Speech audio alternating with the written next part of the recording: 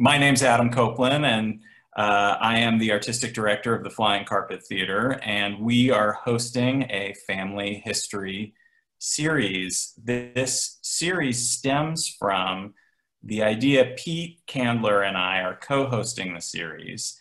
He and I have been friends and high school classmates, and we got into a bunch of conversations across the last couple of months, coming from very different places with respect to family history. But each of us had an interest in it, and one of the things that the commonalities that we found as we talked about it just casually were that there was, in both of our families for very different reasons, a kind of amnesia around family history. And that led us to, when we discovered a little bit more about who and where and what of our families, led to a couple of epiphanies.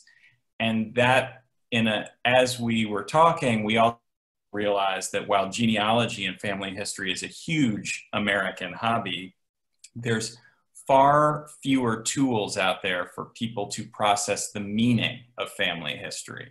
So with that in mind, we kicked off this series and have been inviting guests who have a powerful relationship to their own family history in one way or another. And we're trying to get a bunch of information about the different ways that people relate and find meaning from their family history. Today, we are very lucky to have Dena as our guest. Dena Schusterman is an incredibly dynamic woman who I first got to know as the person who runs my daughter's pre-K.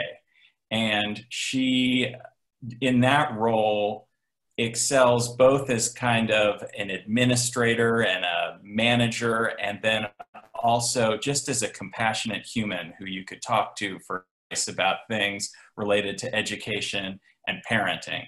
And over the years that I've gotten to know Dena and her husband Eliyahu, we've spoken a touch about family and its importance in our respective lives. And it is in that spirit that we've invited her here.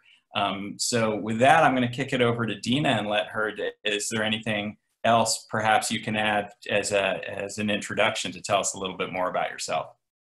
Thank you. That was very sweet. Thank you. I'm not a good manager, but I'm glad I made it look that way. I really appreciate it. So first of all, that we're talking about this during a pandemic, one of the things I found out about my family is that my great-grandparents actually died in the Spanish flu of 1918. So that was, and you know, more recently, my uncle passed away from corona. So this is very timely, actually, for my family. We have a relationship with these pandemics, unfortunately. And the other thing that I think, you know, you're talking about making meaning of these family stories, which I saw in your last broadcast was really well done, how somebody was able to take their family history and make meaning. And Judaism is all about making meaning. I mean, from the most mundane minutia. So we're really good at this. We're really good at elevating things. And this week specifically speaks to this because we constantly kind of connect the week to what we're studying in that week's Bible Torah portion. And this week, Moses is telling the Jews about their history. This is the week that he says to them, like, this is who you are, this is how you came to be, this is what you did wrong, this is what you did right, a lot of what they did wrong. And he kind of describes the Jewish Weltanschauung to them, you know, like this is who you are as a people. And so I thought that was kind of cool that I'm sitting here, that we're talking about our ancestors, and this was the week that we're gonna talk about it on Shabbat. That's amazing. Like, what, just as a side note, what parsha is it? It's Devarim. It's, you know, Moses is going to die in like 6 weeks. So 6 weeks before he's going to die, he just, you know, he does this mass, you know, performance review of the Jewish nation. And they don't get like many stars. They get kind of that. Right. Right. Met standards, maybe. Maybe. Maybe. Let's dive in, Dena. We start off these days with the kickoff question. Tell us about an ancestor that you find especially interesting. Okay, so growing up as a kid, I think, you know, when we spoke, I really had time to think about this. So first of all, I'm writing a book about family stories and how, you know, you can go all the way back in time and maybe those stories have meaning, but they give you context. But I feel like people could make meaning from just their own like the stories that are a part of their life today, but we could talk about that in a few minutes. But I feel very strongly about like not even needing to look back, but making meaning in the moment, and maybe that leads you further back. But for me, growing up, I had very strong grandparents. They were like these mythical creatures. They were alive. They had, you know, survived all this, the camps and the Russian NKVD and the KGB, and they were in the community that I lived in. They were like really important figures. I would say like mythical characters. So I didn't really have the need to go further back because I was just surrounded by all, and I'm not talking about wealth or fame. I'm talking about like just down to earth in what we respected in our community. I come from a Hasidic community. So it's knowledge in academic knowledge, it's Torah study, it's piety. These were people who were really revered. My grandfather had run he ran over 600 underground Jewish cheder, yeshivas. So he was like, people really appreciated him when they moved to this country because of what he had done. But growing up, I knew my grandmother's last name was Hayitzchaki, her maiden name. And the story we were told was this name came from Rashi. Now, Rashi was a biblical commentator he lived from 1040 to 1105 in medieval France, and he was a scholar. And he was it was said that he only had daughters, and his daughters took on all of, you know, they say they wore tefillin, like the typical male prayer accoutrements, you know, maybe the tzitzit. And he only had daughters, and at the time you took on your father's name, which would have been Yitzchak. So his daughters took on the father's name.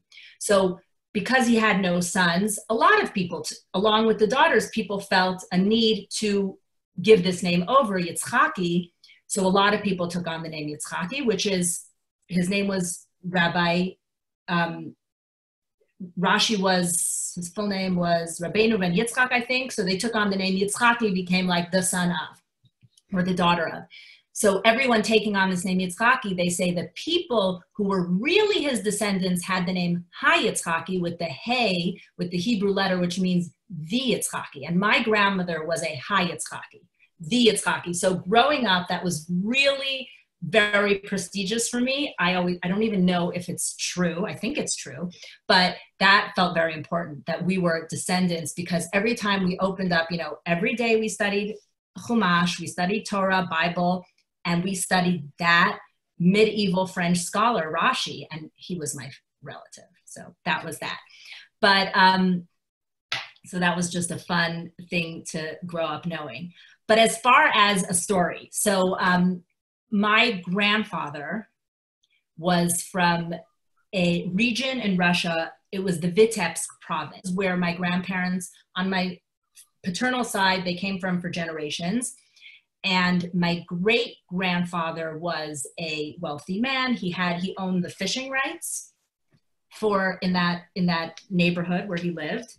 And so his name was Yosef Yitzchak, and his wife's name was Leah. I mean, not Yosef, excuse me, Chaim Yitzchak, and his wife was Leah.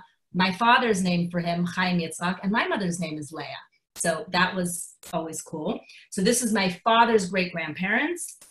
And he was a very influential member of the community. He was wealthy of the time. You know, think of Tevye imagining he's going to build a mansion if I were a rich man. So maybe this is the rich man.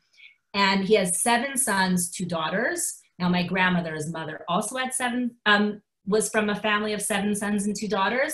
7 sons, 2 daughters. The last son is my grandfather, who has a limp. He's lame. So back in the day, because we don't ever make such judgments on people anymore, but back in the day, if you had a limp, it was hard to get married. So they looked far and wide for a shidduch, for a match for him. And they found this woman in another town who was very poor. So she was from a good family, but so poor. So the limp equaled out the poverty. You see where the match took place? This was the equality here, okay? So they make this match. They're going to get married. Now, you get married in the shtetl in the late 1800s where the woman lives. And so they're going to get married where the Bames live. This is the Drizens and the Bames. And the Bames are thinking, like, we can't hold a wedding here. This whole prestigious family is going to come. They're all going to come with their wagons and their pillows and their gifts and who knows what. So they said, you know what? We're going to go a few days before this wedding. We're going to go to Mayar and impose ourselves and tell them they need to make the wedding.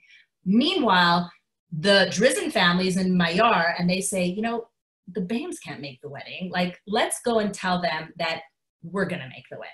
So they both start traveling towards each other, and they land at this tavern for the night, and they meet. And they realize they both wanted to tell the other one that we're going to make the wedding, you're going to make the wedding. So they make the wedding right there. And that's how they got married.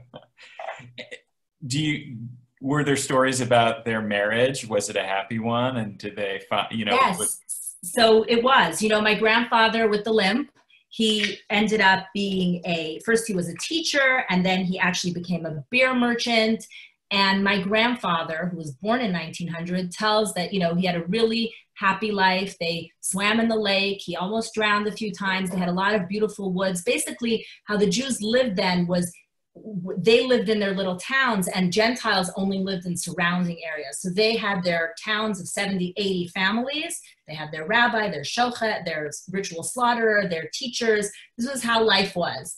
And they had all these forests surrounding, and my grandfather spoke of, you know, nature. He was very connected to nature. And so that was their marriage. It just actually, what I love about this story is that it takes me back to a story, which is when in the times before the temple was built in Jerusalem, that the story with how they chose that place was because these two brothers, do you know this story, Adam? I don't. Pete, do you know this story? No, I don't. So I guess BC, whenever, there were two brothers, and they both worked the land. One brother had part of the land, the other brother had another part of the land. One had many children and not, you know, he just fed his family. The other brother had no wife, no children, so he had excess. So the brother who had excess, no wife, no children, decided one day, you know, I should really be supporting my brother. He needs stuff from me. He needs my grain because I can't eat all this. And the brother who had a wife and kids was like, you know, I don't really have a lot, but my brother needs something to keep him happy. So maybe I should bring him my grain. So they each came towards each other to give each other these gifts.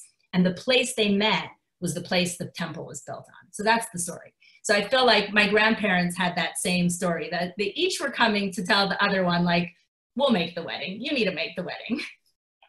Well, it's also a lovely metaphor for, you know, the way people come together for a marriage, you know, that it's everybody's giving a little and, you know, putting something out there. I love that. That's very beautiful. Yeah.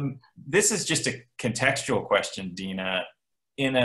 In that world, if, you know, you talked about your great-great-grandfather as a wealthy fellow with the fishing rights, etc. What was the culture of passing down wealth if you got 9 kids? I mean, was it patrilineal, or how does that even work? You know, that is a great question. My grandfather, who was, I told you, born in 1900, by the time it was 1912 or 1913, he was sent away to go to school, because in Judaism, study is so important. They went to school. Even in our family, even the girls studied. Like, they hired teachers. My grandfather was one of 3 siblings. His father hired a teacher for all of them. They taught them Bible, and they also taught them Russian and math. So they all were educated at home. So my grandfather was sent away because they noticed he had a really sharp mind and he was really capable. So he was sent away to school. And in the beginning, I'm just giving you an example of money in the time. Sure, in the beginning, he was given like 6 ruble, which paid for, he stayed with a widow. Actually, we know the name of who he stayed with. Her name was Fegorisha. He slept in her house and he was able to eat there. His father came to visit him once, and these are like miles and miles on really dirt. I mean, the roads are dirt today in this region. They're still dirt roads. So he came to visit him, and did you guys watch Shirley Temple, the adopted princess? Just to go live in the garret after her father, the money stops coming in. You don't know this movie? This is my grandfather's life, okay? So he's getting this money, and then World War I breaks out. So there's no more packages, there's no more money, and my grandfather now can't pay his rent, so he's now living in his school, sleeping on a bench, and he has to eat his meals by whoever will have him. It was called esteg, like you eat during the day. This was a thing. The poor boys, just whoever would be hospitable, they would eat by. So came Passover, and he was invited to a family. He comes in, and he sits outside, he's uncomfortable, and there's a bench. You can imagine it's like propped up on 2 big bowls or big beer barrels, okay? So think of a bench, and there's a huge pot of borscht. Borscht is like beets and water and meat and potatoes. My grandfather sits down and gets up, and the whole thing flips over, and that's all of their food for Passover. And he's the guest. So this was a story that we also grew up with. So my grandfather went from some money, which I guess was given to all these children, to no money. Right. That was, did that story, when it was told, Dena, was it meant to sort of play for comedy? Like, you're not going to believe what grandpa did, or was it meant to play as kind of this heartbreaking, like, and then he went in and the family had no food for a week? Like, how did it play? Oh, probably more. I took it as a kid as like a horrible drama. I would look at my grandfather and I would want to cry for him, but it was comedy. It was for sure. Like, he could, look what he did. He ruined all their food. Right. Okay. I mean, I can't even imagine what that must have felt like at the time, but,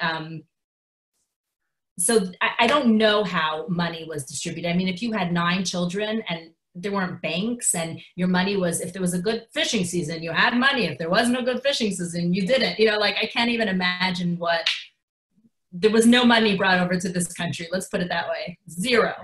Yeah.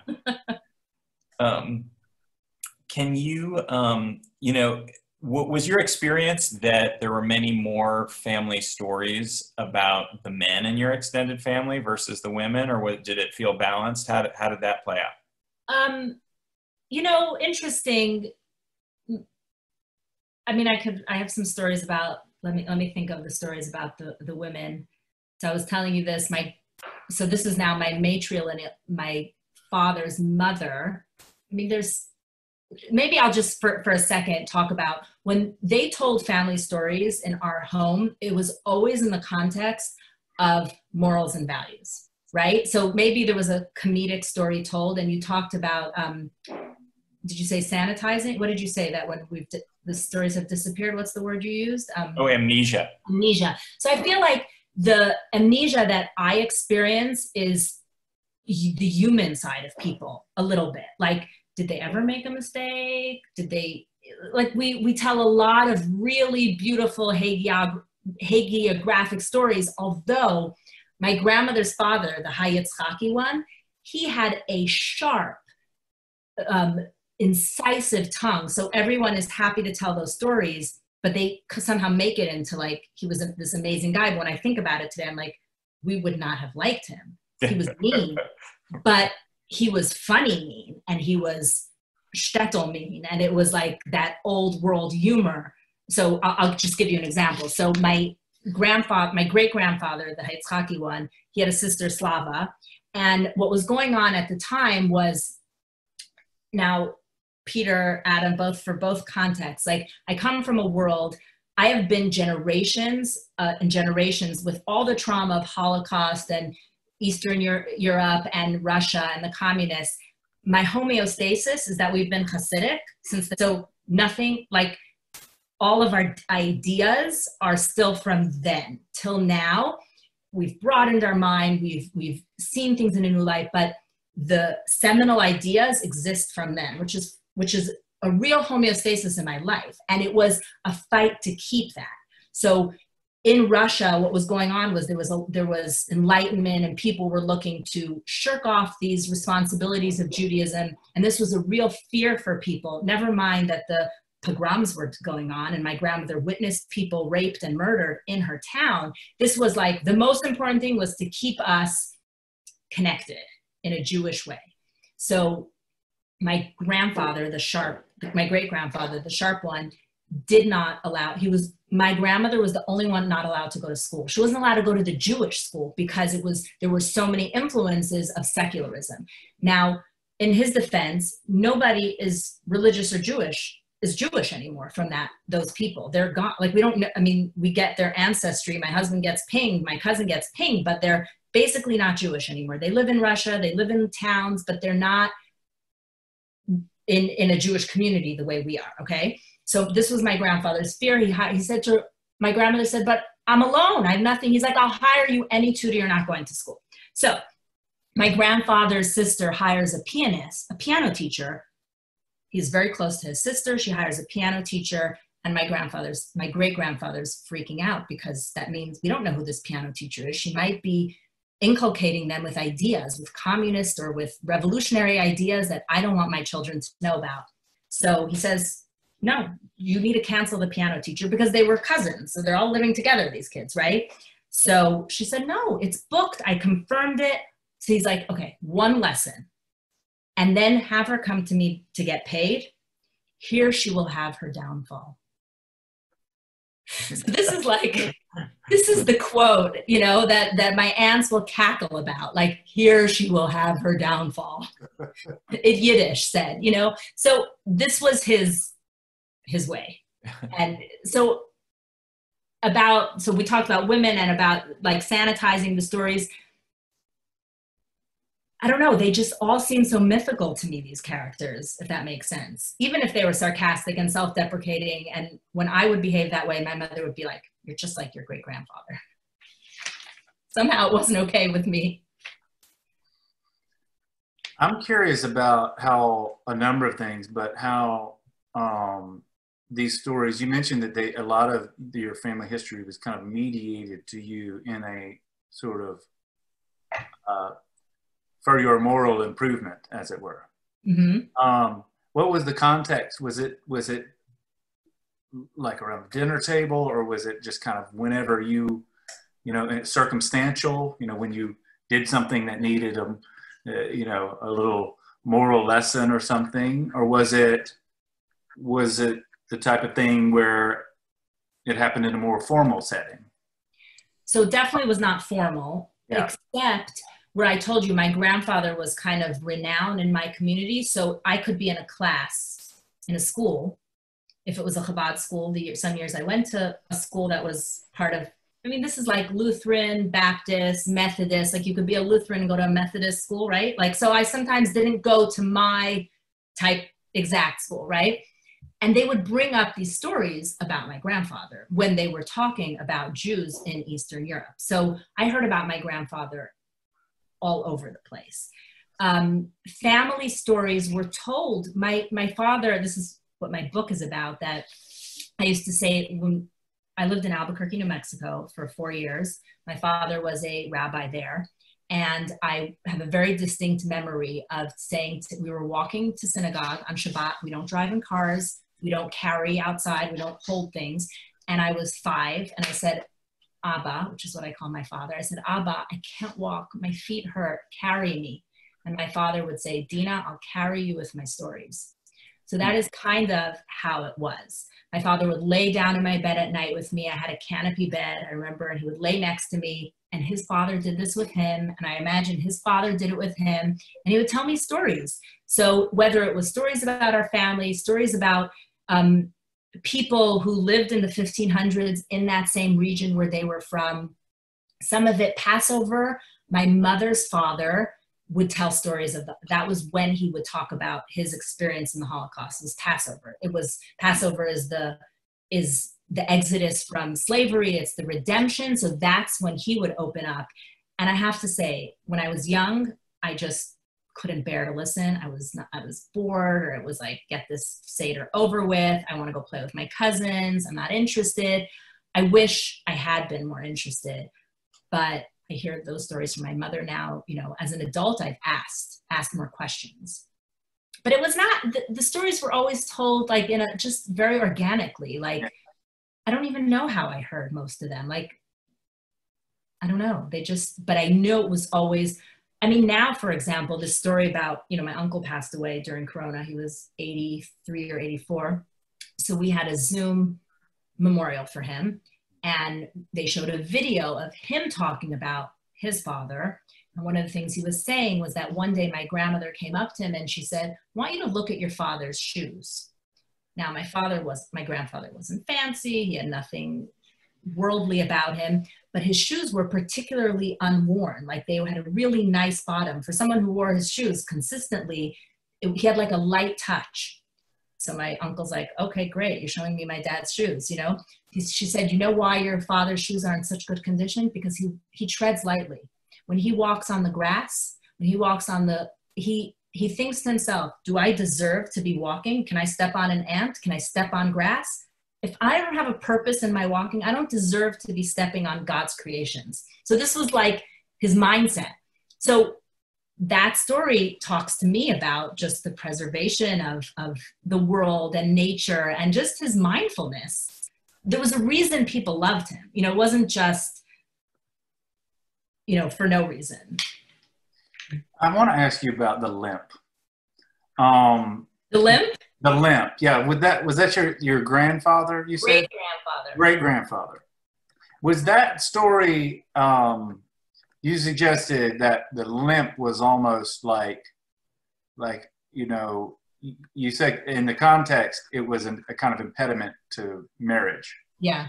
Was that part of your oral tradition? Did you know about the limp growing up, or is that something you learned later? No, I did not know about that growing up. But my father was not, you know, he told us a lot of stories, but this is everything we have. I actually have a book. I have it in front of me. I'll show it to you. That's my grandfather. And this is a book that my cousin put together, and he wrote it about whatever history we know. And he got the history from genealogy, from Russian papers, from, you know, just acquired it everywhere. And my father was the youngest of 10 children. So he was so much more removed from his family in that way, kind of grew up in his own little world of imagination, which is what he says, which is what my book is kind of about. So my father did not tell us that, although I do know another story. I didn't grow up with this story, but my cousin did. Apparently, there was such a thing where one of my grandfather's, a wife of one of my grandfather, this woman he married had white hair at a very young age. And it was also another story where, like, because he had this and she had this, I feel like that's very shtetl-y. Like, if he wears glasses and she has a club foot, they're a good shidduch. I don't know. It was, you know, you want to say people had a different understanding of things. I don't know what that's about. But I feel like classes, like who you are and where you come from, was so important then. Like, if you studied, or if you went to yeshiva, if you were learned, if you were a scholar, if you were a peddler, like, these all meant things. I find it so wonderful because I have a story of a limp in my kind of family tree too that I didn't learn about until much later. And what did it mean to you? Well, it's complicated, but as you'll appreciate, but my great-great-grandfather, I stumbled on this through, you know, archival newspaper archives, and found these two pieces, one in the Chicago Tribune and one in the New York Times, about him when he was 21, and he was getting off the train in Decatur, where he lived, on his way back from a meeting in Atlanta, I think. And somehow he slipped and the train ran over his legs. And this was 1883. And so there were these two pieces, these little one paragraph thing in both the Times and the Tribune said, he's a dead man, you know, he's done, how sad, whatever. And then the Atlanta paper picked it up a couple of weeks later and reported that he had recovered. And, you know, he was Methodist, so he attributed his recovery to the fact that he never drank, never smoked, and said it never would have happened at all if he didn't say the word darn so much. But, like, you know, this was, and he ended up becoming like a Supreme Court justice in the state of Georgia and had a very very successful career as a lawyer. But, and I have seen photographs of him standing, you know, where he's clearly, somehow he had prosthetic feet, I guess. But this whole story, which is in itself just kind of an intriguing little fact, a little tidbit, but that never made the family news, so to speak. Like I never came up. May I just piggyback off of this? Yeah. You got that don't make the family news about limps. And my one of the discoveries during my kind of deep dive of the last couple of, you know, across the last year, I knew nothing about my great-grandparents, and my parents really talked very little about them. So it was interesting to ask them about their great-grandparents. And it was tied to a project that my daughter was doing for Hebrew school. So she, you know, we're using these incredible online internet tools, and we find this article about my great-grandfather where his shoe store in Boston had been taken, you know, some criminals came in and kind of boosted the store for like $35 in 1930 something. So it's in the Depression, and it was done in like a human interest story of the paper. And the point was that, can you believe the criminality right now? The shoe store owner only had one leg.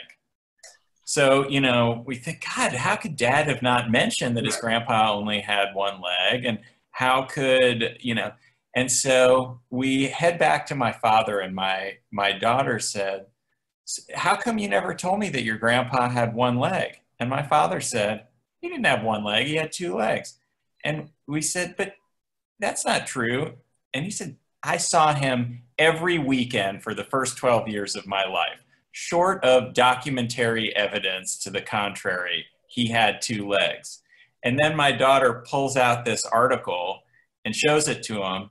And it, you know, kind of comes out that he was sitting in a wheelchair for most of that time, and that my father, he and my grandfather would speak in Yiddish during the whole time, and they would go off to a corner and my father would imaginatively play. And it never even occurred to Dad, and they never talked about it, that he had a wooden leg.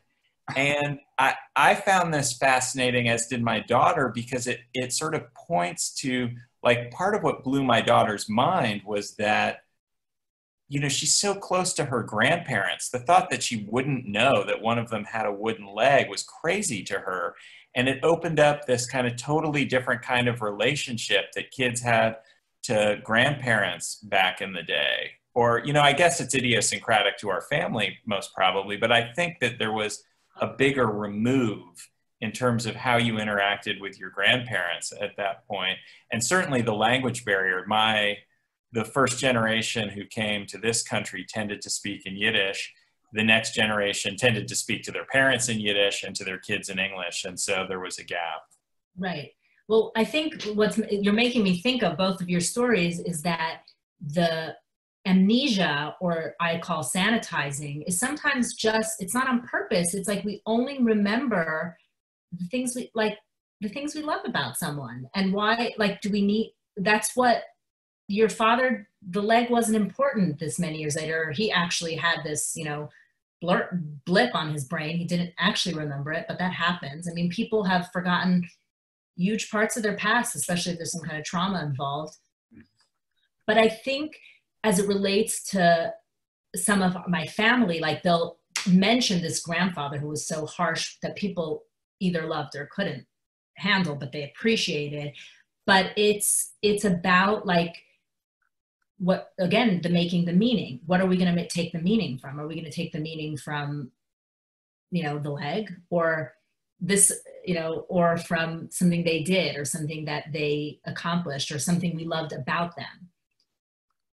I think that for my family and our stories, it was, again, it was always about, you know, who these people were, where do you come from, and it was like this resilient piece. It was like, I know it's scientifically proven today that if you know where your family comes from, that's like this mirror for your own resilience. Like, oh, they survived it. I mean, right now during this pandemic, like 2020, I am almost daily reminding myself that and this is only for myself. Like, I can't say this to my kids because that's what was told to me. Not in so many words, but like inferred, like, at least you're not in a bunker, you know, like, at least you have a free life. I mean, that's a whole other issue, kind of that hierarchy of trauma or whatever it's called. But I am telling myself when I go to bed at night, this world is falling apart. It's crazy when you think about it. But I was like, imagine how my grandparents felt. There was no end in sight. They didn't know what was going on. They made it through. Like, they survived. So that, I can't tell that, again, I can't like put that on my children. But for myself, it's really, really helpful as an adult, not as a kid, as an adult, to remind myself, I'm not the first one to have gone through this. People before me have lived through so much. And that is really how you make the meaning, I think, is seeing where that took them. But I know it's not everybody. I actually read, I don't remember which book, but it was about Middle America somewhere. And I was so surprised by how little meaning was in the family life. Like, people just did things. Like, you got an education to get a career, to make money. Like, and so what? And so what? Like, our lives are, it's always the uvachem, like I said, what is the end result? So, but that's very much the world I live in. And I don't know, you know, I hope the book I'm writing is going to have such mundane stories, and the meaning I make from them, I'm hoping people can say like, oh, I have a story like that, and I can make meaning as well. Like, that's what I want to give to people, that you can make meaning right in your own four corners. You don't have to look elsewhere, because that's intrinsic meaning, because it's related to you. I want to maybe come back in a minute to that sense of the past, you know, belonging to a religious tradition that's also your family tradition that goes back to 1500 and even further back. But what a gift that must be to have your own stories be a sort of resource for finding courage and perseverance in your own day. It's certainly not, I don't know how common that is. I mean, it seems like it's certainly not my experience, but, and I would be really intrigued to kind of examine the causes of that difference. But I'm curious to know how, because you're described, you know, being so immersed from a young age in this sort of narrative self-understanding that is mediated to you for generation to generation. How much work has that left for you to do in terms of filling in the holes? I mean, you started with an awful lot, you know, in terms of what you received. How much have you had to sort of fill in? So do you mean by like having to fill those shoes and what that No, means? I mean in terms of research about, you know, your own research about your family, about things that you didn't sort of receive. So, you know, I think every family has their researcher, right? So with our family, I have a cousin, he's a first cousin, and he is the youngest. My father is one of 10 children. So there's a huge gap. It's over 21 years or 20 years, all from the same two parents. My father's the youngest, but his older sister, two older than him, had her last child after my father. He was the first boy born after 7 sisters. And so he's two of the youngest cousins, and he's obsessed with our family our ancestry. He's the one who wrote the book, and he is everyone's. I mean, he found ship documents, and he found letters, and when he's been in Russia, he found, and he does this for his father's side of the family and his mother's, which is my side. He's done this. He's gone to Russia. He's resurfaced grave sites. He's done, like, this is really a passion for him, and he's discovered things.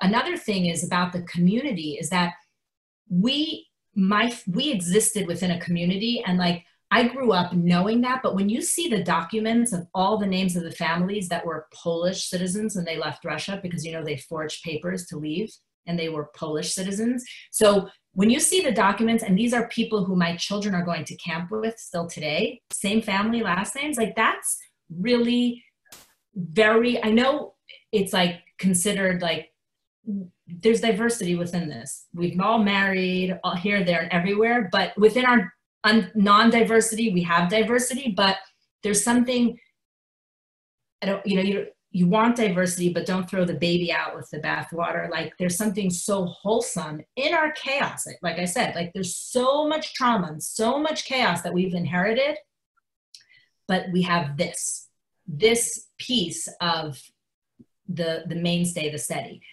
As far as holes, like what kind of holes, what house, their address, my father and all his siblings.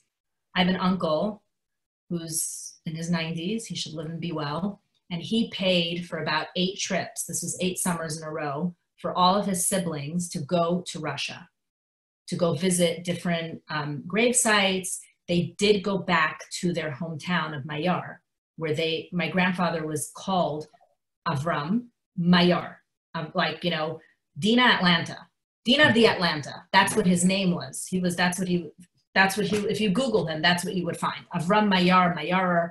So they did go back there and they met a cousin who was Russian, again, not part of the Chabad community anymore, children who are not Jewish maybe, but they did meet a 95-year-old cousin there. And so, but as far as holes, I don't know. I mean, I don't feel like, I just want to meet these people. That's the hole, I want to meet them. Going in a different direction, Dena, I'm curious, you mentioned this very interesting thing where you said a lot of the context for hearing your family stories was celebratory and hagiographic in a way, and that because of that, and there's a lot of good of that, and you pointed out well that a lot of that has to do with the human instinct of remembering the things that you love about a person. Did you ever feel, or as an adult, have you felt frustrated between the gap of the kind of received status and what must have been their humanity? Or is that it's not a big deal at this point? No, it is a big deal. I think that it's a shadow my generation lives in, but I'm almost 44 and my kids will live maybe in this shadow, but I hope they'll come. Like, we are who we are with the tools that we have. Like, started with probably my parents. They were like the spoiled generation because they didn't go through these things. So I once said to a cousin that I thought my father was very similar to his father. I might as well have said that my father was Jesus. Like, he looked at me like, how dare you compare your father to his father? Now think about how my father had to live like that. Like, so I feel like we lived under this huge burden of these people because, we had no challenges next to them. Yeah, and they were more religious than us, and they were nicer than us, and they were kinder than us, and they were more generous. Everything was better. But as an adult, and the more I'm like, with all the excess, I'm still, I have my own challenges. So it used to bother me, but I have to tell you that this is very raw, but when I'm writing my book in Atlanta, I live in this secular Jewish community, secular non-Jewish community. I live in the world. I live Pete, we're probably neighbors. I don't know. I live right here in this world in all that I do. But when I go back to like Brooklyn, which is the community that knows my grandfather, and I'm writing my book, I'm like, oh, this is so embarrassing. Like, they are gonna, I feel like I'll be eaten alive because that's important.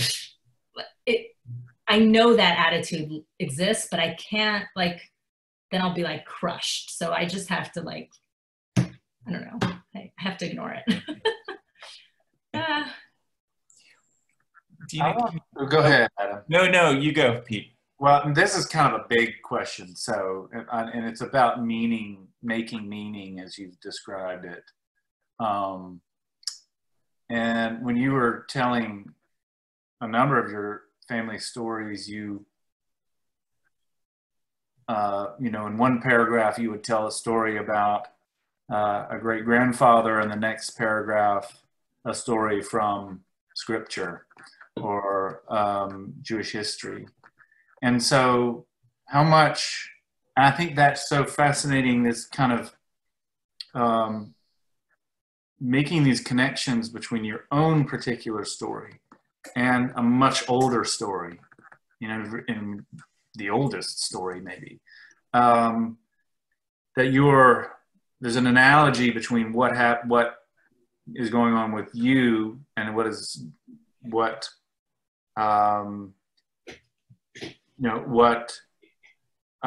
your religious community is telling a story from 2,000 or more years ago.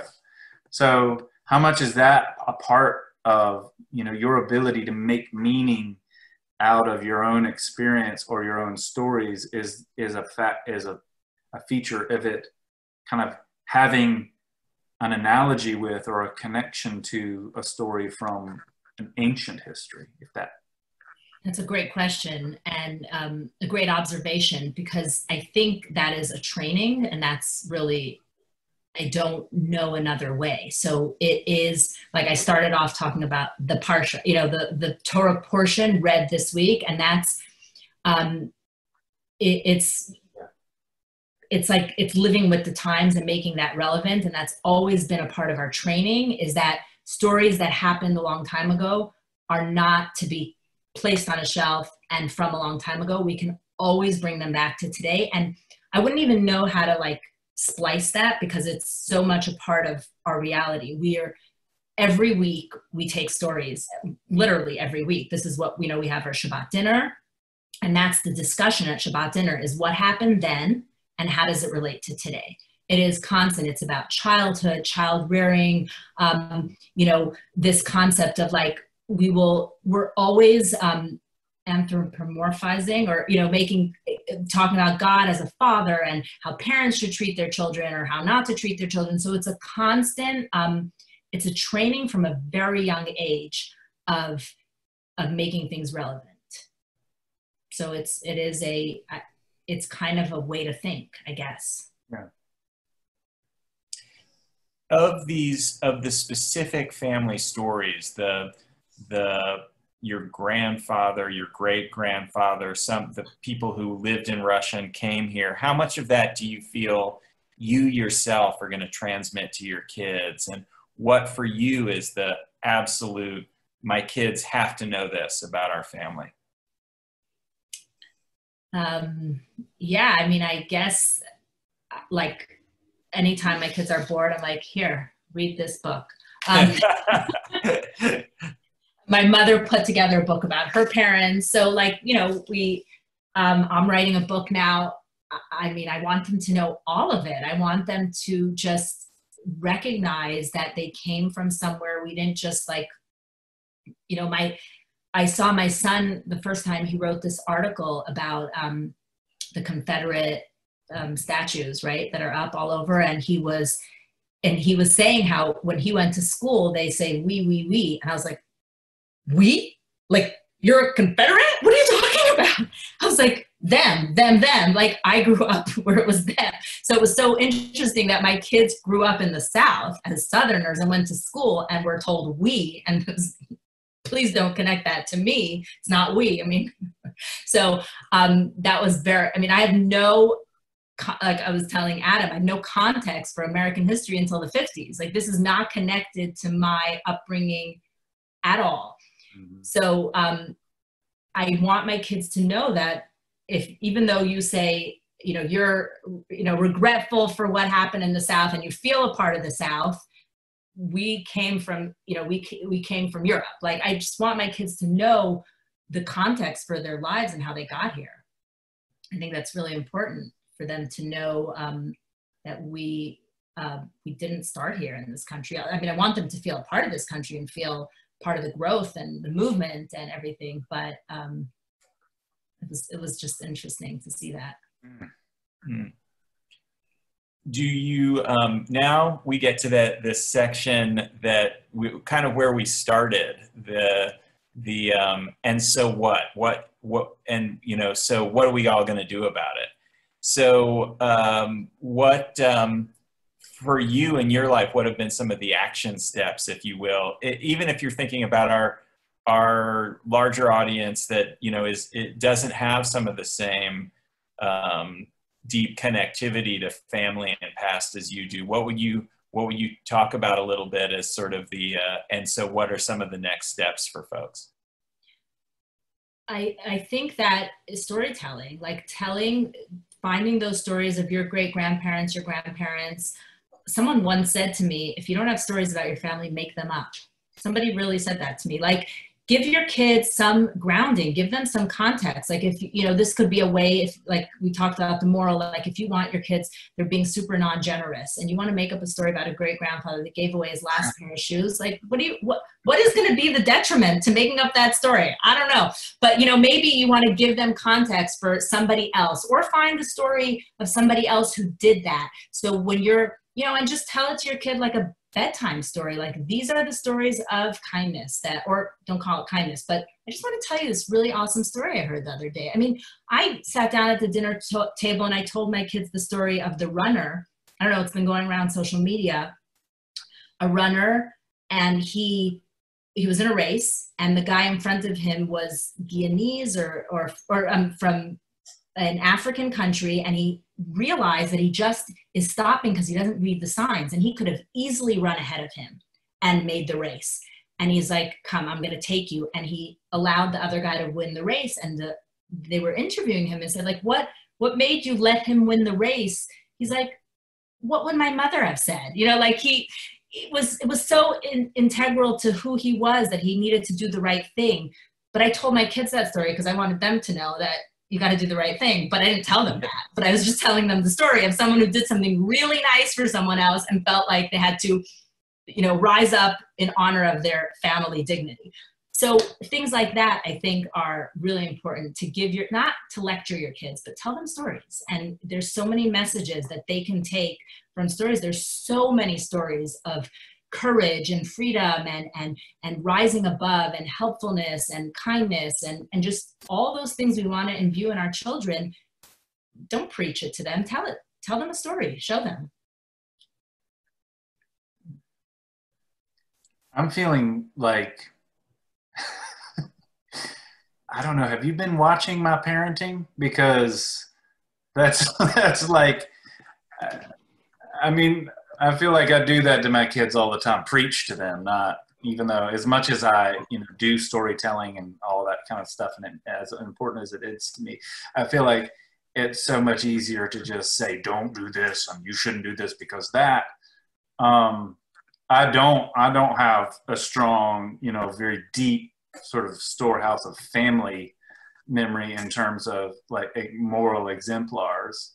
Not because they were bad people necessarily, some of them were, but but just because they're just not many memories, and so are many stories that have been passed down. But yeah, that's a very personal. Buy Chicken Soup for the Soul. Isn't that a book? I think that has some great stories in it of just feel good stories, true stories. There's so much out there. I'm sure. I might take your tip and start just making some up too. I love it. I think that's that's a wonderful place for us to begin to wrap up thinking about the value of stories and transmission of stories. Is there a word, Dena, that you use to talk about this kind of like, you know, transmission of history, oral history, family history in your house?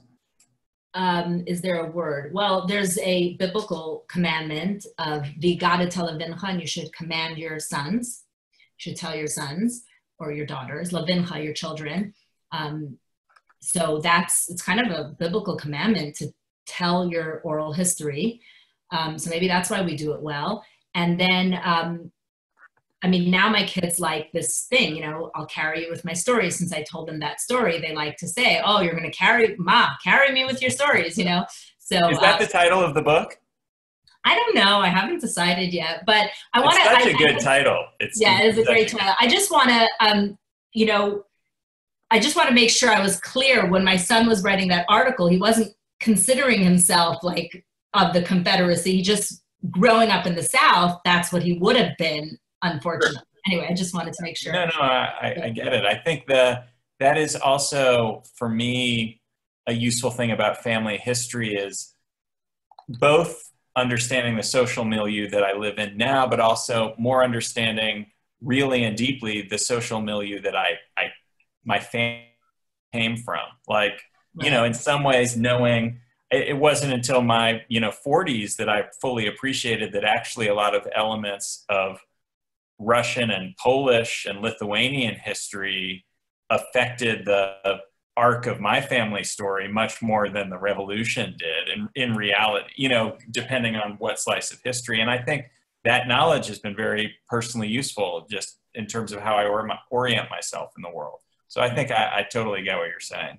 I was watching Victoria, which was fascinating on, I don't know what it was on, and I was just like trying to picture myself, and I'm like, what are you kidding? You would have been in a shtetl somewhere. Like you didn't even have, there's no way you could have had a job in this palace.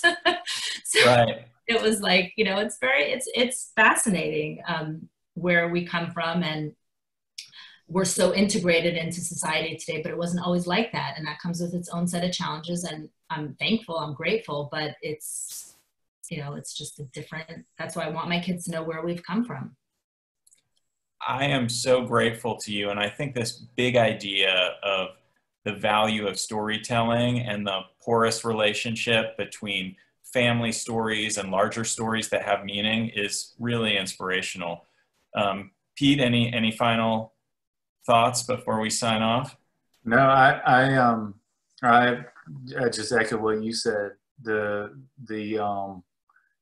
I've got a lot of thoughts. I mean, I hope that maybe we'll have a chance to talk more about this in the future, because I mean, this has sparked a lot of ideas for me about the lack, you know, in my own experience of that rich storehouse of kind of family narrative, and what to do about it. To go back to your original point. There's another Jewish saying that it's never too late, right?